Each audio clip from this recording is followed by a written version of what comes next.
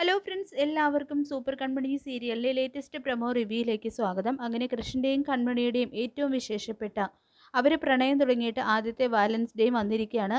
എന്തൊക്കെ പ്രശ്നങ്ങൾ തന്നെ അലട്ടുന്നുണ്ടെങ്കിലും കൃഷി തൻ്റെ കൺമണിയെ, തൻ്റെ പ്രണയത്തെ ഒരിക്കലും മറക്കില്ല. തൻ്റെ മകനെ താൻ തൻ്റെ ചോരയേക്കാൾ ഒരിക്കലും വേറൊരു രക്തത്തെ സ്നേഹിക്കാൻ മകനെ പോലെ കരുതാനും ആവില്ലെന്ന് സുജാതെ പറയാതെ പറഞ്ഞിരിക്കുകയാണ് കേട്ടോ സാഗറിനോട്. സാഗർ അത് കേട്ട് ആകെ ഞെട്ടുന്നുണ്ട്. ഇനി എന്തൊക്കെ പറഞ്ഞാലും തൻ്റെ ഭാര്യ അതൊരിക്കലും ആ തീരുമാനത്തിൽ നിന്ന് മാറില്ല എന്ന് സാഗറിന് തോന്നുകയാണ്. ഇനി എന്തെങ്കിലും അനുഭവം അല്ലെങ്കിൽ ഒരു മിറാക്കിൾ സംഭവിക്കണം എന്നുള്ള ഒരു തോന്നൽ വരുന്നുണ്ട് കേട്ടോ സാഗറിന്.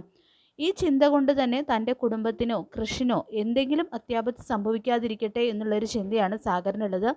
പക്ഷേ മാനസ ഏതാണ്ട് അവിടെ പുകഞ്ഞുകൊണ്ടിരിക്കുന്ന അക്കാര്യം ഊഹിച്ച് കണ്ടുപിടിച്ചു എന്നുള്ള കാര്യമൊന്നും സാഗറിന് അറിയില്ല. തൻ്റെ ഭാര്യ ഇങ്ങനെയാകുമെന്ന് താൻ ഒരിക്കലും വിചാരിച്ചില്ലെന്നും അത് കേട്ട് കഴിയുമ്പോൾ തന്നേക്കാൾ കൂടുതൽ കൃഷ്ണനെ അവൾ ചേർത്ത് നിർത്തുമെന്നും താൻ വിചാരിച്ചു എന്നൊക്കെ ചിന്തിച്ചു പോവാണ് കേട്ടോ സാഗര.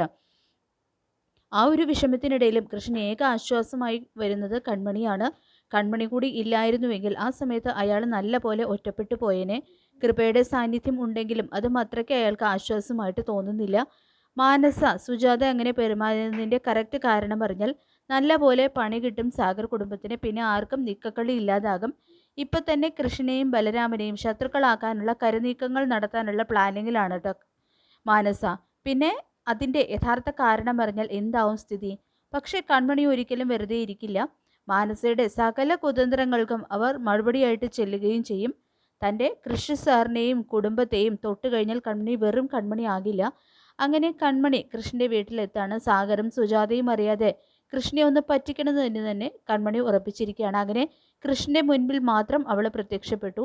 സുജാതയെയും സാഗറിനെയും വിളിച്ച് കൺമണി വന്നിട്ടുണ്ടെന്നും ദേ നോക്കെന്ന് പറഞ്ഞ് അവരോട് നോക്കാൻ പറയാണ് കൃഷ്. അപ്പോഴേക്കും കൃഷ് നോക്കിയപ്പോഴേക്കും കൺമണി വേഗം സെറ്റിയുടെ പിന്നിൽ ഒളിച്ചിരിക്കുകയാണ്. ദേ ഇവൻ എന്തൊക്കെയായി പറയുന്നതെന്ന് പറയുന്നുണ്ട് കേട്ടോ സുജാത.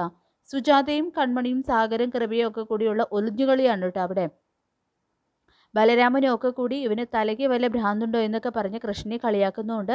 കൺമണി കൃപയെ നോക്കി കൈകൊണ്ട് ആംഗ്യമൊക്കെ കാണിക്കുന്നുണ്ട്. കൃഷ് കാണാതെ സാഗറും സജാതയും കൂടി റിലാക്സ് ചെയ്യാനുള്ള ടെക്നിക്സ് ഒക്കെ കൃഷ്ണന് പറഞ്ഞു കൊടുക്കുന്നുണ്ട്. പിന്നീട് ഡൈനിങ് ടേബിളിൽ കൃഷ്ണൻ്റെ അടുത്ത് കൺമണിയെ കൊണ്ടിരുത്തുന്നുണ്ട് കേട്ടോ സുജാത. ഹാപ്പി വാലന്റൈൻസ് ഡേ കൺമണി എന്ന് പറഞ്ഞുകൊണ്ട് പൂ കൊടുത്ത് വിഷ് ചെയ്യുമ്പോൾ എന്നെ ഇത്രയും കളിപ്പിച്ചിട്ട് ഹാപ്പി വാലൻസ് ഡേ എന്ന് പറയാണ് കേട്ടോ കൃഷ്. പിന്നീട് അവരുടെ റൊമാൻറ്റിക് സീൻ സുജാത കാണാതിരിക്കാൻ വേണ്ടിയിട്ട് സാഗർ അവരുടെ കണ്ണ് പൊത്താൻ ശ്രമിക്കുകയാണ് കേട്ടോ ചെയ്യുന്നത്.